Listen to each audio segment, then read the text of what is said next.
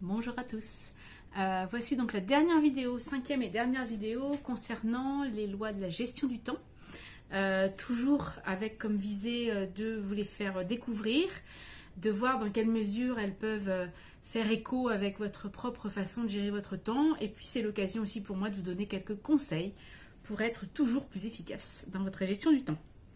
Alors, je vais vous proposer 4 lois. Les 3 premières, vous allez voir, qui sont finalement assez proches, qui présentent une certaine sororité entre elles. Voilà, je les présenterai de façon conjointe. Et puis la dernière. Alors, première loi dont je voudrais vous parler, ce sont la loi de Douglas, la loi de Parkinson et enfin la loi de Hofstadter. Alors, la loi de Douglas pourrait se résumer à ce petit adage qui est que la nature a horreur du vide et qui nous dit que plus on a de place, plus on s'étale. Je pense qu'on a tous eu l'occasion de vérifier ça dans nos vies personnelles. Je pense en particulier quand on a la chance, par exemple, de pouvoir déménager et troquer un petit espace pour un espace plus grand.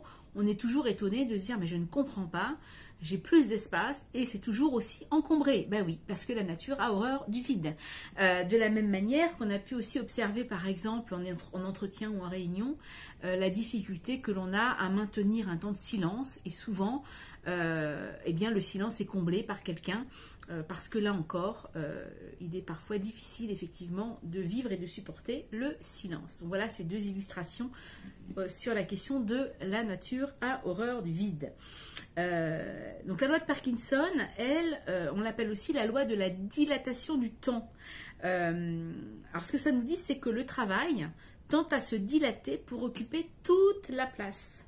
Le temps investi dans un travail varie en fonction du temps disponible. En d'autres termes, si vous avez quelque chose à faire et que vous ne vous donnez pas une limite au temps que vous souhaitez y consacrer, eh bien vous pouvez y passer vos journées et vos nuits. Hein.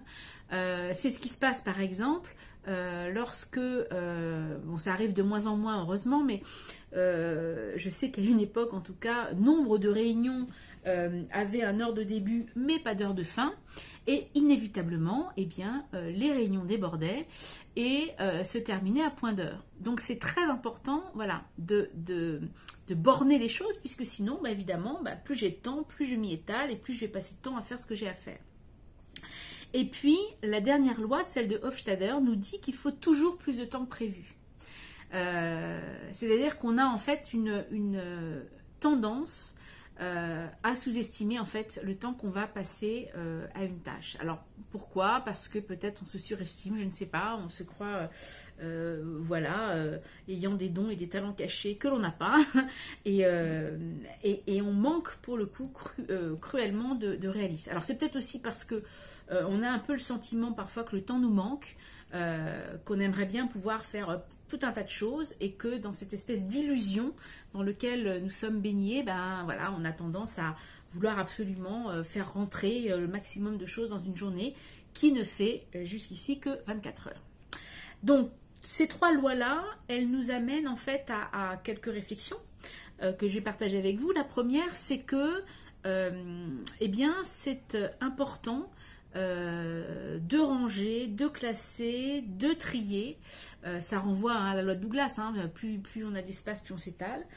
Parce qu'évidemment, plus on s'étale et plus on laisse traîner nos affaires, plus on risque de perdre du temps à chercher où sont les choses. Donc si on sait où on a rangé les choses, si les choses sont triées, rangées, classées, et bien évidemment, ce sera un gain de temps et pour soi, et éventuellement pour les collègues, parce que parfois on est amené à partager par exemple des dossiers avec ses collègues, donc évidemment ce sera aussi plus simple pour elles ou pour eux de pouvoir avoir accès aux dossiers si vous savez où ils sont rangés.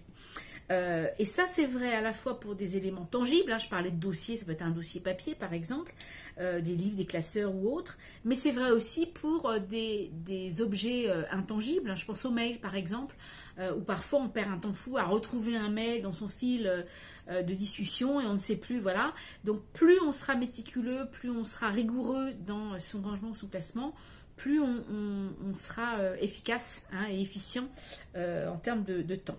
et moins efficiente dans le sens efficacité au moindre coût. Et là, en l'occurrence, l'énervement que ça peut générer que de ne pas retrouver le document qu'on cherche. Autre enseignement, c'est d'estimer, ce que je vous disais justement, le temps nécessaire pour accomplir ces tâches, en essayant d'être le plus objectif possible et en tirant aussi enseignement. Quand on est amené, pour la première fois à exécuter une tâche, parfois on ne sait pas trop combien de temps concrètement il va nous falloir, mais si on est amené à répéter cette tâche de façon régulière, eh bien on tire enseignement. Si on a passé ou trop de temps ou pas assez de temps la première fois, de pouvoir réajuster le plus possible. Donc évidemment, plus on est perfectionniste, plus on va passer de temps, alors que parfois c'est pas forcément nécessaire. Parfois on va sous-estimer le temps et donc on va remplir sa journée de tout un tas de choses, et puis en fin de journée on va avoir une frustration énorme parce qu'on n'aura pas fait le quart de ce qu'on avait programmé. Comme je dis souvent en formation, on ne peut pas faire rentrer un pied de taille 42 dans une chaussure du 39. Donc à un moment donné, il faut aussi être raisonnable et ne pas vouloir remplir à tout prix, je dirais, ces journées de travail, même si je sais que pour certains, ça peut être anxiogène de se dire que chaque minute n'est pas comblée et remplie par des choses à faire.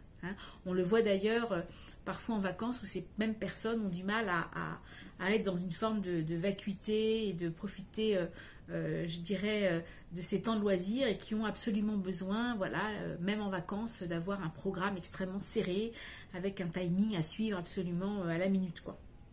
Donc voilà pour les premières lois que je vous ai présentées.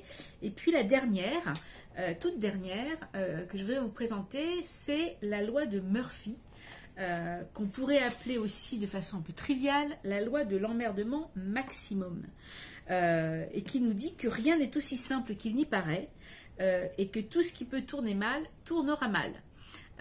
Alors cette loi, je me permets de faire un petit clin d'œil à ma grand-mère Suzanne, qui peut-être nous entend de là où elle est, et qui parlait souvent de cette loi, sans l'appeler Murphy, mais qui parlait de la loi de l'emmerdement maximum, que vous avez peut-être aussi connu vous, je dirais à titre personnel. Vous savez, quand vous êtes au petit déjeuner là, puis que vous êtes en train de beurrer ou de tartiner, de mettre de la confiture sur votre tartine, et puis que la tartine vous échappe, et évidemment, inévitablement, la tartine tombe du mauvais côté. Voilà. Alors quand ça arrivait, ma grand-mère disait, c'est la loi de l'emmerdement maximum. Ce qui doit tourner mal, tourne mal. Alors évidemment, on pourrait se dire, oui, mais alors on est vraiment dans une forme de fatalisme pessimiste absolument terrible. Effectivement, on pourrait le voir comme ça, mais on pourrait aussi se dire que c'est une forme de réalisme. Donc ça renvoie aussi dans ce rapport au temps, je dirais quelque chose à trouver, un juste équilibre à trouver entre une perception qui peut être très subjective, et puis quelque chose peut-être d'un peu plus objectif, plus réaliste. Et ça nous renvoie aussi à la nécessité d'anticiper, parce que si tout ce qui doit mal tourner tourne mal, eh bien comment on peut justement, dans notre préparation, dans notre anticipation, envisager peut-être des solutions de repli, des scénarios alternatifs, peut-être aussi quand on programme sa journée, de se laisser ce que j'appelle moi un peu des bulles de temps justement dans lesquelles on n'a rien prévu, ce qui peut nous permettre justement de pouvoir y insérer des choses qui nous tombent dessus et qui n'étaient justement pas prévues, mais surtout pas prévisibles, et pour pas se retrouver justement complètement acculé si on a déjà la journée bien remplie et que se surrajoute à cette journée bien remplie un incident ou quelque chose qui était imprévu.